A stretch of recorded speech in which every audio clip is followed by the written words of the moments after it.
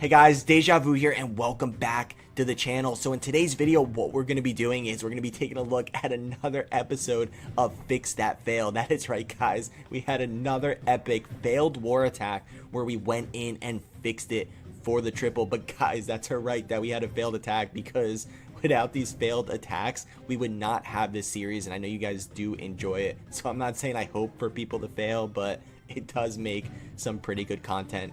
So before we go ahead and get into that, I do want to show you guys, I did get a new overlay, as some of you might notice. Definitely comment down below and let me know what you guys think of it.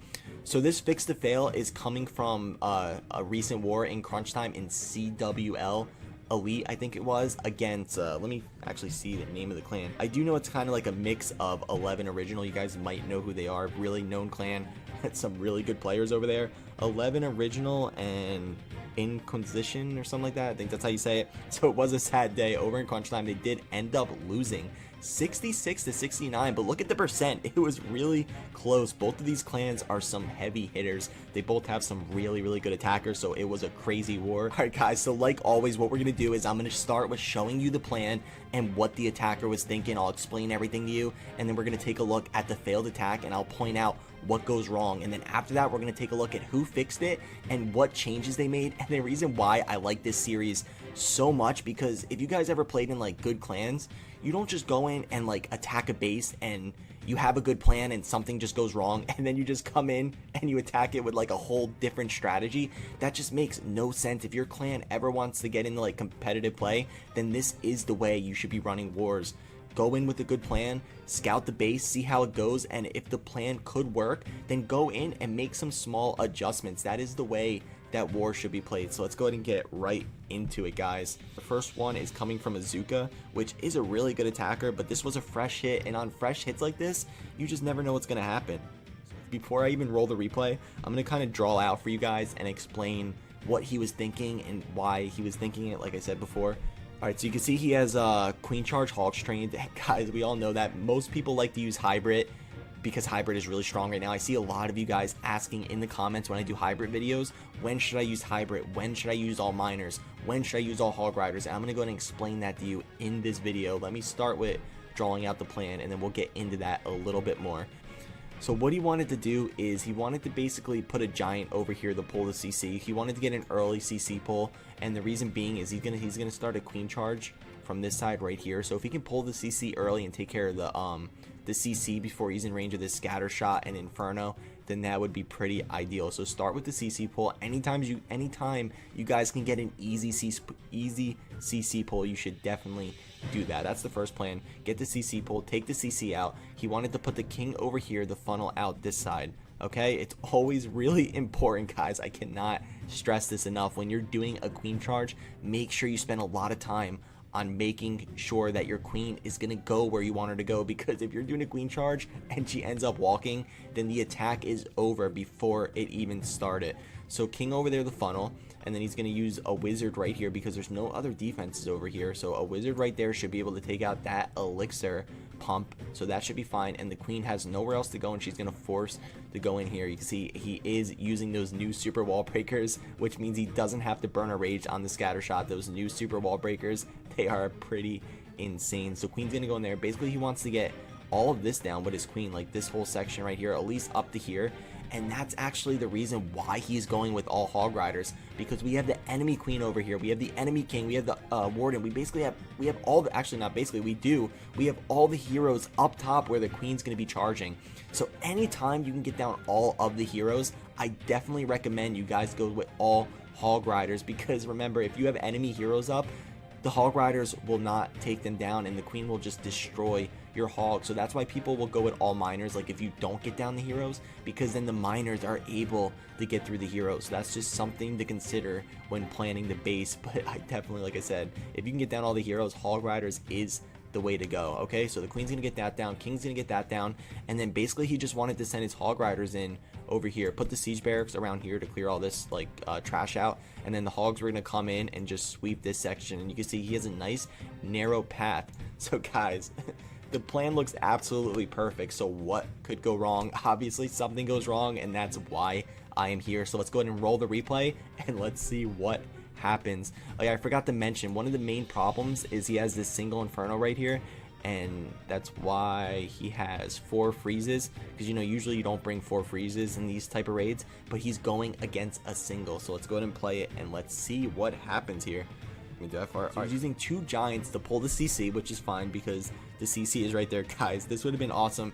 Imagine if the CC was like right here. Remember, with those new super goblins, anytime you have an outside CC you can just use the super goblins and basically take out the CC, and the CC never even comes out. That is pretty insane. So guys, if you're building bases, definitely don't build bases like that anymore. Okay, so queen's coming in, and guys, you're gonna see what the issue is right here. Look at this. The queen's coming in. He's going against a single Inferno. The CC didn't come out fast enough. What he should have did was pulled the CC. He started the queen like at the same time. He should have pulled the CC, used an archer to lure it over to the corner, and then put the queen down, take out the CC. But now the CC is engaging the queen while the single is roasting her. And guys, remember this, the single is the queen's arch nemesis. That single will just destroy her. Look how fast she's gonna go down. Not only that, but he's not freezing it. I think he's forgetting to put the freezes down.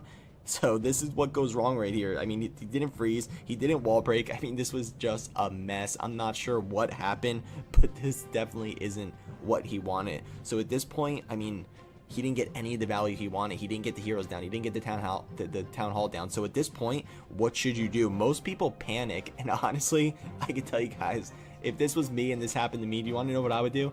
I would just full send into the town hall. Anything, like anytime something goes wrong like that, it's so important to get that 2-star, so that I always go right into the town hall, and I'm sure you guys do. Also, comment down below, let me know if you panic when an attack goes wrong. I think everybody does. I don't think it's possible not to panic. I know I see like these pro players, something goes wrong and they literally stop down the attack and they think about what they want to do. I just can't do that. I start panic dropping. Okay, so put down the siege barracks. That wasn't the original plan to put the siege barracks up there, but he is adjusting on the fly. Really smart, putting the siege barracks up there. The hogs are going to come out. He put the RC over there, maybe thinking that the siege barracks can come out with the RC and take out that town hall. That would have been pretty nice, but the hogs end up dying out pretty quick. The RC ends up going this way, which is a problem. So I mean, what are you gonna do? Everything went absolutely wrong. But you can see the hogs are able to take out the bottom part. Okay, so we know there was a problem with the top part, so obviously we need to adjust that, but we saw the bottom part works. The hogs are able to take out that bottom section, so there's no reason to redo the whole plan just because Azuka messed up on the first part. We got to go in and we got to fix it to get the triple, and that's what we're gonna do. So let's go ahead and take a look at the other replay and see what they did to fix the attack. Alright guys, so Kristen is coming in and fixing the fail. Let's go ahead and see what little adjustments he makes to pick up the triple, and right off the bat you can already see that something is changing. Remember, the last attacker came in on the right side. Kristen is coming in on the left side. So instead of using the king, remember, he was gonna, it is a symmetrical base, so I don't really know why he decided to come in on the left and not the right. Maybe there were some traps over there. I have to go back and check. I'm honestly not sure. It's a symmetrical base. I don't think that really matters, but this is something that he's changing. Remember, Azuka put the king down here, the funnel. He's not doing that. He's doing a bowler bounce. He saw there was a mortar right here. So let me see.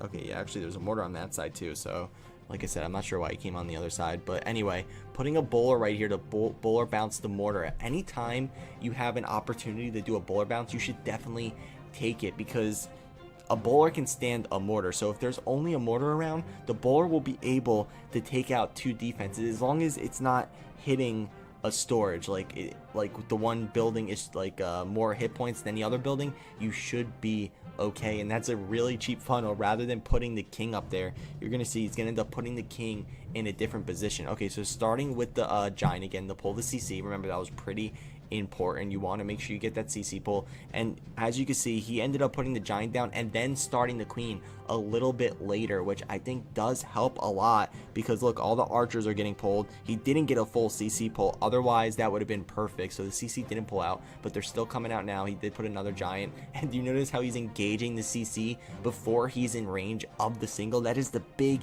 difference right there. Anytime you're going against a single, like I always say, if you can get the early CC pull, you want to lure it to the corner and get the CC down before you're in range of all those nasty defenses that are just going to be raining on your queen.